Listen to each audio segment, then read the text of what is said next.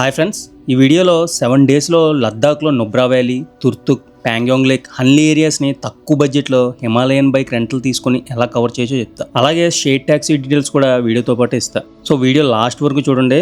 లైఫ్లో ఒక్కసారైనా లద్దాఖ్ చూడాలనుకునే వాళ్ళకి ఈ వీడియో గైడ్లో యూజ్ అవుతుంది. ముందుగా లద్దాఖ్ చేరుకోవాలంటే ఢిల్లీకి రీచ్ అవ్వాల్సి ఉంటుంది. సో ఢిల్లీకి ఫ్లైట్స్, ట్రైన్స్ కంటిన్యూస్గా అవైలబుల్ ఉంటాయి. అక్కడ నుంచి కాశ్మీర్ మీదుగా కూడా రీచ్ అవ్వచ్చు. బట్ నేనైతే మనాలి నుంచి రీచ్ అవుతున్నాను. ఇప్పుడు మనాలి నుంచి ఎలా వెళ్ళాలో చెప్తా.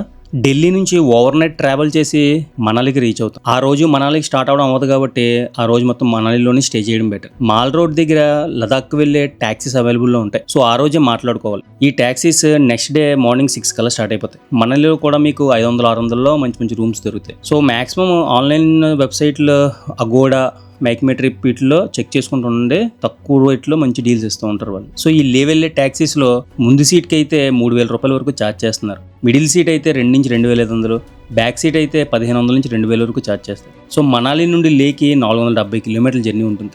మాక్సిమం 12 గంటలు పడుతుంది లే రీచ్ అవ్వడానికి. మనాలిలో బైక్ రెంటల్ తీసుకొని లే వెళ్దామంటే మాత్రం అస్సలు కుదరదు. హిమాచల్ ప్రదేశ్ రిజిస్ట్రేషన్ రెంటల్ బైక్స్ని పక్కగా ఏదో ఒక ప్లేస్లో ఆపుతారు. వీళ్ళకి యూనియన్ ఇష్యూస్ ఉన్నాయి. అస్సలు మనాలి రెంటల్ బైక్ తీసుకోవద్దు.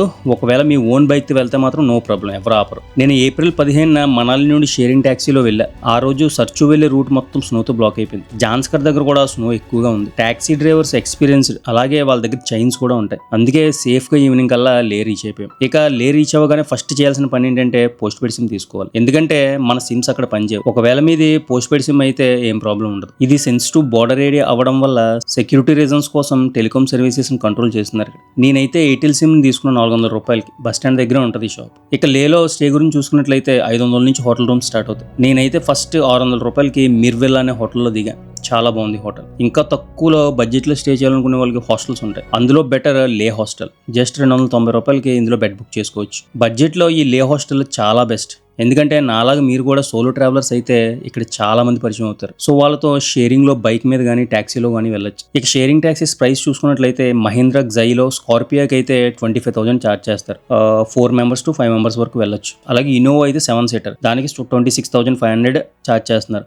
మీరు ఒక 2-3 డేస్ ముందే చెప్తే వాళ్ళకి ఒక 2-3,000 కూడా తగ్గించే ఛాన్స్ ఉంటుంది. సో బార్గెనింగ్ మీద డిపెండ్ అవుతుంది. 22,000, 23,000లో అయితే మాక్సిమం సెట్ అయిపోవచ్చు. లదాఖ్లో ట్రావెల్ చేయాలంటే ఇన్నర్ లైన్ పర్మిట్ కూడా చాలా అవసరం. దీన్ని ఆన్లైన్లో అప్లై చేయాలి. హోటల్ వాళ్ళకి లేదా హాస్టల్ వాళ్ళకి చెప్తే వాళ్ళే అప్లై చేసేస్తారు. 400 రూపాయలు ఫీజు ఉంటుంది దీనికి అంతే. లేలో ఏ ప్రదేశం అయినా మినిమం 11,000 అడుగులు ఎత్తులో ఉంటుంది. ఫస్ట్ టైం వెళ్ళే వాళ్ళకి మాత్రం నా సజెషన్ ఏంటంటే మీరు లేక్ రీచ్ అయిన తర్వాత 1 ఫుల్ డే హాస్టల్లో కానీ లేదా మీరు స్టే చేస్తున్న హోటల్లో కానీ ఉండడం మంచిది. ఎందుకంటే ఆ అట్మాస్ఫియర్కి అలవాటు పడాల్సి ఉంటుంది. మీకు అంతగా ఎక్కడైనా ఇబ్బంది అయితే, తలనొప్పి కానీ వాంతులు కానీ అయితే ఎమర్జెన్సీ కోసం డయామోక్స్ ట్యాబ్లెట్ని కూడా క్యారీ చేయండి. ఒకసారి మీ డాక్టర్ని కూడా కన్సల్ట్ అయిన తర్వాతే వీటిని వాడండి.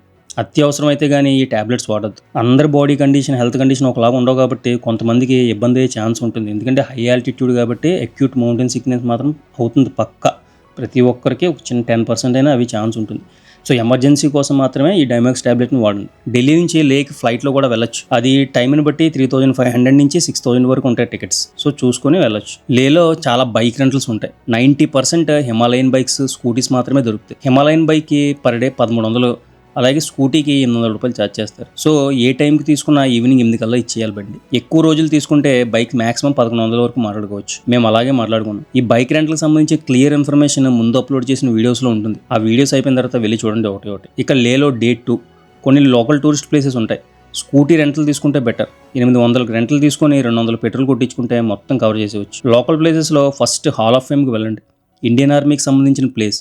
ఎయిర్పోర్ట్కి దగ్గరలోనే ఉంటుంది. చైనా, పాకిస్తాన్లతో జరిగిన యుద్ధాల గురించి ఉంటుంది ఇందులో. అలాగే కార్గిల్ వార్లో పాకిస్తాన్ నుంచి క్యాప్చర్ చేసిన వెపన్స్ను కూడా ఇందులో చూడొచ్చు. 125 రూపీస్ ఎంట్రీ టికెట్ ఉంటుంది. అలాగే నెక్స్ట్ అదే రూట్లో ఇంకొక 20 కిలోమీటర్లు వెళ్తే మ్యాగ్నెటిక్ హిల్ని రీచ్ అవ్వచ్చు. ఇక్కడ లొకేషన్ చాలా బాగుంటుంది. బగ్గీ రైడ్ చేయాలనుకునే వాళ్ళు కూడా ఇక్కడ చేయొచ్చు. ఈ లొకేషన్ అన్నింటిలోని చలి విపరీతంగా ఉంటుంది కాబట్టి థిక్ వింటర్ వేర్ ని -డిగ్రీలకి తట్టుకునేలాగా క్యారీ చేయండి. ఇన్ కేస్ మీరు పట్టుకెళ్ళిన వింటర్ వేర్ సరిగ్గా పనిచేయకపోతే లే మార్కెట్లోనే దొరుకుతాయి, అక్కడ తీసుకోండి. మ్యాగ్నెటిక్ హిల్ నుంచి 2 కిలోమీటర్ల దూరంలోనే సంగం వ్యూ పాయింట్ ఉంటుంది. ఇక్కడే Zanskar river, Indus river mix అవుతాయి. జాన్స్కర్ రివర్ లో రాఫ్టింగ్ చేయాలనుకుంటే కూడా చేయొచ్చు ఇక్కడ. బట్ చూసుకోండి, వాటర్ చల్లగా ఉంటుంది. అక్కడ నుండి రిటర్న్ వస్తున్న దారిలోనే పత్తర్ సాహెబ్ గురుద్వారా ఉంటుంది. పక్కా ఒకసారి లోపలికి వెళ్ళి విజిట్ చేయండి, చాలా బాగుంటుంది. నెక్స్ట్ మళ్ళీ లే వచ్చేసేయండి. అక్కడే లే ప్యాలెస్, శాంతి స్తూప ఉంటాయి. ఫస్ట్ లే ప్యాలెస్కి వెళ్ళండి. 25 రూపీస్ ఎంట్రీ ఫీజు ఉంటుంది. లోపల ఫోటోగ్రఫీ ఎలా ఉండదు, కానీ పైకి ఎక్కితే సిటీ మొత్తం భలే కనిపిస్తుంది. అక్కడ దగ్గరలోనే శాంతి స్తూప ఉంటుంది. ఇది ఇంకా హైట్లో ఉంటుంది. ఇక్కడ నుండి చుట్టూ ఉన్న మంచు కొండలు అలాగే లే సిటీ కూడా ఎక్సలెంట్ గా కనిపిస్తాయి. ఇంతటితో లే లోకల్ ప్లేసెస్ కవర్ అయిపోతాయి. ఇక ఫుడ్ విషయానికి వస్తే లేలో మీకు మన ఇండియన్ ఫుడ్స్ అన్ని దొరుకుతాయి. మీకు లే మార్కెట్ దగ్గర మన సౌత్ ఇండియన్ ఫుడ్ కూడా దొరుకుతుంది. డే 3లో నొబ్రా వ్యాలీని కవర్ చేయాలి. సో హిమాలయన్ బైక్ రెంటల్ తీసుకోండి. మార్నింగ్ 8:30 కల్లా బైక్ రెంటల్స్ ఓపెన్ అయిపోతాయి. హన్లే కూడా చూడాలనుకునే వాళ్ళు 5 డేస్కి రెంట్కి తీసుకోండి. 1100 రూపీస్ పర్ డే మాట్లాడుకోండి, ఇస్తారు. ఇవ్వకపోతే చాలా రెంటల్ షాప్స్ ఉంటాయి, తిరగండి, ఏం పర్లేదు. నేను తీసుకున్న రెంటల్ ఓనర్ బైక్ డీటెయిల్స్ కావాలనుకుంటే ఇన్స్టాగ్రామ్లో మెసేజ్ చేయండి, ఇస్తాను. రెంటల్ బైక్ తీసుకుని మ్యాక్స్ 10 గంటల కల్లా స్టార్ట్ అయిపోండి. 40 కిలోమీటర్ల దూరంలో కార్దుంగ్లా పాస్ ఉంటుంది. ఇది ఆల్మోస్ట్ 18,000 అడుగులు ఎత్తులో ఉంటుంది కాబట్టి ఇక్కడ ఆక్సిజన్ లెవెల్స్ చాలా తక్కువగా ఉంటాయి. అక్యూట్ మౌంటైన్ సిక్నెస్ వచ్చే అవకాశం కూడా ఉంటుంది. బాడీ డిహైడ్రేట్ అయితే వీటి ఇంపాక్ట్ ఇంకా పెరిగిపోతుంది. సో వీలైనంత వరకు వాటర్ తాగితే బెటర్, లేకపోతే స్పృహ తప్పి మనకు తెలియకుండానే అక్కడ పడిపోతాం. ఆర్మీ వాళ్ళు కూడా అందుకే ఎక్కువసేపు ఉన్నవారు ఇక్కడ. ఫొటోస్ వీడియోస్ తీసుకుని త్వరగా కిందకి వెళ్ళిపోతే బెటర్. ఇక్కడ నుంచి కొంత దూరం కిందకి వెళ్ళగానే దాబాలు కనిపిస్తాయి, అక్కడే లంచ్ చేసి బయలుదేరిపోండి. ఈ రూట్ లో రోడ్డు మొత్తం బాగానే ఉంటుంది, అయినా కూడా మౌంటైన్ రూట్స్ కాబట్టి కొద్దిగా స్లోగా వెళ్తేనే సేఫ్టీగా ఉంటుంది. బైక్ ఓనర్ నెంబర్ తీసుకుని పెట్టుకోండి, ఎందుకంటే మాక్సిమం బైక్స్ అయితే repair Rao. In case by mistake repair వచ్చిన బైక్ ఎక్కడైనా ఆగిపోయినా ఓనర్ కాల్ చేస్తే సొల్యూషన్ చెప్తాడు. అక్కడ నుండి డైరెక్ట్ నొబ్రా వ్యాలీలో ఉన్న హుండర్ శాండ్ డ్యూన్స్కి వెళ్ళిపోండి. అక్కడే దిస్కిట్ మోనిస్ట్రీ ఉంటుంది,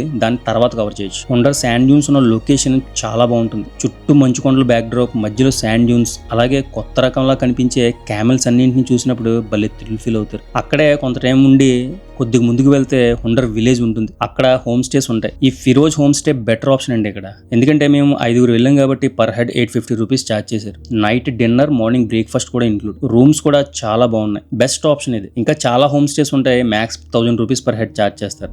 డే 4 హుండర్ విలేజ్ నుండి టుట్టుక్ స్టార్ట్ అవ్వండి. ఏప్రిల్ ఫస్ట్ వీక్ లో వెళ్తే ఇక్కడ ఆప్రికట్ బ్లోసమ్స్ కూడా చూడొచ్చు. అక్కడికి 7 కిలోమీటర్ల దూరంలోనే తాంగ్ విలేజ్ దగ్గర PoK occupied Kashmir Gilgit Baltistan border కూడా ఉంటుంది. దాన్ని కవర్ చేసేసి రిటర్న్ వస్తున్నప్పుడు ఈ బ్రిడ్జ్ దగ్గర ఆగి ఫొటోస్ వీడియోస్ తీసుకోండి. ఈ లొకేషన్ చాలా బాగా అనిపించింది. వెళ్తున్న రూట్స్ కూడా చాలా బాగుంటాయి. మళ్ళీ రిటర్న్ ఈవినింగ్ కల్లా హుండర్ విలేజ్ వచ్చేసి సేమ్ హోమ్ స్టేలో ఉండిపోయి next day morning Pangong lake start అవ్వండి. వెళ్తున్న దారిలోనే ఇప్పుడు దిస్కిత్ మోనస్ట్రీని కవర్ చేయొచ్చు. దిస్కిత్ మోనస్ట్రీలో ఉన్న ఈ బుద్ధ స్టాట్యూ నుండి మొత్తం నొబ్రా వ్యాలీ చాలా బాగా అనిపిస్తుంది. అక్కడే కొంతసేపు ఉండి డిస్కిట్ ఊర్లోనే పెట్రోల్ బంక్ ఉంటుంది, ఫుల్ ట్యాంక్ చేయించుకొని స్టార్ట్ అయిపోండి ప్యాంగాంగ్ లేక్. ఈ రూట్ లో చాలా వరకు ఆఫ్ రోడింగ్ ఉంటుంది, సో చాలా జాగ్రత్తగా డ్రైవ్ చేయాల్సి ఉంటుంది. ఈ రూట్ లో వెళ్తున్నప్పుడు మనకి first Shyok river view point కనిపిస్తుంది. మధ్యలో చిన్న చిన్న విలేజెస్ వస్తాయి. ఎక్కడో ఒకక్కడ లంచ్ చేసేసి ఈవినింగ్ కల్లా ప్యాంగాంగ్ లేక్ రీచ్ అయ్యేలా చూసుకోండి. ప్యాంగాంగ్ లేక్ వ్యూ మాత్రం ఎక్స్ట్రాడినరీగా ఉంటుంది. నేను ఏప్రిల్ 20న వెళ్ళాను కాబట్టి అప్పుడు లే మొత్తం సగం ఫ్రోజన్ స్టేట్లో ఉంది. ఈ లేక్ 40% ఇండియాలోని, 60% చైనాలో ఉంటుంది. 3 Idiots మూవీ క్లైమాక్స్ సీన్ కూడా ఇక్కడే తీశారు. ఈ లొకేషన్ నుండి 4 కిలోమీటర్ల ముందుకు వెళ్తే స్పింగ్మిక్ అనే విలేజ్ ఉంటుంది. ఇక్కడ మాక్సిమం అన్ని హోమ్ స్టేస్ ఉంటాయి. మేము ససోమే అనే ఈ హోమ్ స్టేలో ఉన్నాం. 800 రూపీస్ పర్ హెడ్ ఛార్జ్ చేశారు. సేమ్ డిన్నర్ అండ్ బ్రేక్ఫాస్ట్ కూడా ఇంక్లూడ్. మీరు హోమ్ స్టేస్ లో స్టే చేయడం వల్ల బెనిఫిట్ ఏంటంటే మనకి నైట్ డిన్నర్, మార్నింగ్ బ్రేక్ఫాస్ట్ పక్కగా ఇంక్లూడే ఉంటాయి. ఎందుకంటే అక్కడ హోటల్స్ అన్ని చాలా రేర్, ఫుడ్ కూడా మాక్సిమం అంత ఉండదు, ఎందుకంటే మన సైడ్ ఫుడ్ అయితే దొరకదు అక్కడ. సో మార్నింగ్ లేచిన తర్వాత ఒకసారి మళ్ళీ లేక్ దగ్గరికి వెళ్ళి కొంతసేపు ఉండండి. మార్నింగ్ టైం కాబట్టి ఈ లేక్ కలర్ గా కనిపిస్తుంది. ఈ లేక్ సన్లైట్ యాంగిల్ బట్టి డిఫరెంట్ కలర్స్ లో ఎందుకు కనిపిస్తుంది అంటే ఇక్కడ mineral content, sunlight angle perfect గా ఉంటాయి. ఇక్కడ ఫొటోస్ తీసుకుంటే మాత్రం అవి లైఫ్ లాంగ్ మెమరీస్ గా గుర్తుండిపోతాయి. 4 days కి ప్లాన్ చేసుకున్న వాళ్ళు ప్యాంగాంగ్ నుంచి రిటర్న్ లేక్ వెళ్ళిపోవచ్చు. మళ్ళీ మనం నొబ్రా వ్యాలీకి వెళ్తున్న దారిలోనే ఒక 60 కిలోమీటర్ ముందుకు వెళ్తే దుర్బుక్ అనే జంక్షన్ వస్తుంది. అక్కడ నుంచి 100 కిలోమీటర్స్ ఉంటుంది లే అంతే. సో లేదు ఇంకో రోజు ఎక్స్ట్రా ఉందామనుకుంటే అక్కడ నుంచి 160 కిలోమీటర్ల దూరంలో హన్లేని విలేజ్ ఉంటుంది. ఇక్కడ స్టార్ గేజింగ్ మాత్రం నెక్స్ట్ లెవెల్లో చూడొచ్చు. ఈ రూట్ లో కూడా కొద్దిగా ఆఫ్ రోడ్ ఉంటుంది, కానీ వెళ్తున్న దారిలో లొకేషన్స్ అయితే ఇంక మీకు చెప్పాల్సిన అవసరం ఎంత బాగుంటాయి. ఆగి అలా ఫొటోస్ వీడియోస్ తీసుకుంటూనే ఉన్నాం. వెళ్తున్న దారిలోనే రైజింగ్ లో వార్ మెమోరియల్ కూడా ఉంటుంది, దీన్ని అస్సలు మిస్ అవ్వద్దు. దీనికి సంబంధించిన హిస్టరీ నా Day 4 వీడియోలో ఉంటుంది, వెళ్ళి చూడండి. అక్కడే ఆర్మీ క్యాంటీన్లో లంచ్ చేసేసి హన్లేక్ స్టార్ట్ అయిపోయింది. లోమా జంక్షన్ దాటిన తర్వాత లొకేషన్స్ అయితే ఏదో మార్స్ ప్లానెట్ మీద ఉన్నట్టు ఉంటాయి లొకేషన్స్. మొత్తం ఎడారి మధ్యలోనే ఉండి జర్నీ అయితే నేను చెప్పే కన్నా ఒకసారి ట్రావెల్ అయితే మీకే తెలుస్తుంది, అంత అద్భుతంగా ఉంటాయి విజువల్స్ ఇక్కడ. ఫైనల్ గా హన్లేక్ రీచ్ అయిపోయి అక్కడే హిమాలయన్ చంద్ర టెలిస్కోప్ కొండ మీద ఉంటుంది. ఈవినింగ్ 6 కల్లా క్లోజ్ చేసేస్తారు, సో త్వరగా వెళ్ళి దాన్ని చూడండి. ఇక నైట్ ఈ విలేజ్ లో లైట్ పొల్యూషన్ ఉండదు. ఒకవేళ మూన్ లేకపోతే 9 నుంచి 10 గంటల మధ్యలో స్టార్ గేజింగ్ చేయొచ్చు.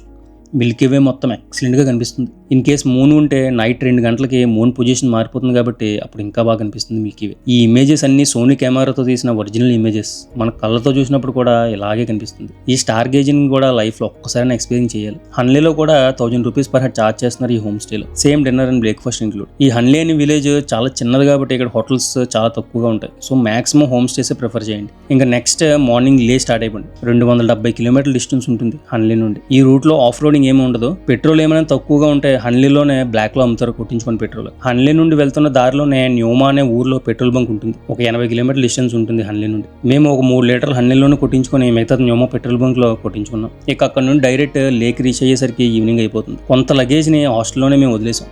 కావాల్సిన థింగ్స్ ని మాత్రమే చిన్న బ్యాగ్ లో పెట్టుకుని 5 days ట్రావెల్ అయ్యాం. హాస్టల్స్ లో మన లగేజ్ పెట్టుకోవడానికి ఏదో ఒక ఆప్షన్, దానికి ఏం ఛార్జ్ చేయరు. ఇంకా మీ దగ్గర 2 days ఎక్స్ట్రా ఉంటే ఉమ్లింగ్లా పాస్, టుమ్సోరీ లేక్ కూడా కవర్ చేయొచ్చు. ఫైనల్ గా లే హాస్టల్ నుండి ఫ్లైట్ లో ఢిల్లీ వరకు వెళ్ళి అక్కడ నుండి మీ హోమ్ టైం రీచ్ అవ్వచ్చు. కానీ మ్యాక్స్ వచ్చేటప్పుడు కానీ వెళ్ళేటప్పుడు కానీ ఒకసారైనా ఫ్లైట్ జర్నీ చేయండి. ఎందుకంటే ఫ్లైట్ వ్యూ నుంచి కనిపించే హిమాలయన్ మౌంటైన్స్ అదొక లైఫ్ లో మంచి ఎక్స్పీరియన్స్ ఉండిపోతుంది. ఇదండి 7 days లో నేను బడ్జెట్ లో చేసిన లదాఖ్ ట్రిప్. ఈ లదాఖ్ ట్రిప్ కి సంబంధించిన ప్రతి వీడియో ఛానల్లో ఉంటుంది, ఒకసారి వెళ్ళి చూడండి. అలాగే మీకు ఏమైనా ఇన్ఫర్మేషన్ కావాలనుకుంటే ఇన్స్టాగ్రామ్, ఫేస్బుక్లో మెసేజ్ చేయండి, తప్పకుండా రిప్లై ఇస్తాను. సో లైక్, సబ్స్క్రైబ్ చేసి హైప్ నొక్కి కొన్ని పాయింట్స్ ఇవ్వడం వల్ల నా కంటెంట్ కొత్త వాళ్ళకి రీచ్ అవుతుంది. ఇటువంటి వీడియోస్ని తీసుకొస్తూనే ఉంటాను. Thanks for watching.